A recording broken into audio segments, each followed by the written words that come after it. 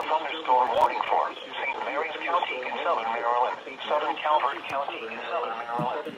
All right, you need to be on Caleb now.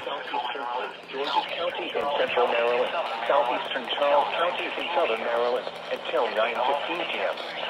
At 8:11 p.m., severe thunderstorms were located along the line extending from 6 miles west of Golden and Colonial Beach, moving to 25 miles per hour, 60 miles per hour in force. Source, radar indicated. Storms and winds will cause some trees and large branches to fall. Wind kilometers outdoors, as well as damaged homes and vehicles. Roadway National Weather Service in Sterling, Virginia has issued a severe thunderstorm warning for St. Mary's County in southern Maryland, southern Calvert County in southern Maryland, southeastern Prince County in central Maryland, southeastern Charles County in southern Maryland, St. Mary's City, Greenwell State Park,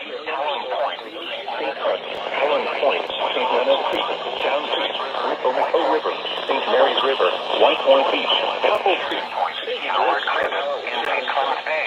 Source, for your protection, move to an interior room on the north floor of a building will cause some trees and large branches to fall. This could injure those outdoors, as well as damage homes and vehicles.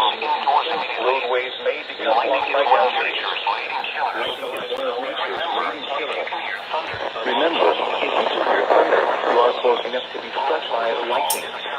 Torrential rainfall is occurring with these storms, and may not drive your vehicle through flooded roadways. Tall timbers, roadways, St. Mary's City. A special marine warning remains in effect until 8:45 p.m. For the following areas: Sheridan Point, Calvert Cliffs, and St. Clement Bay.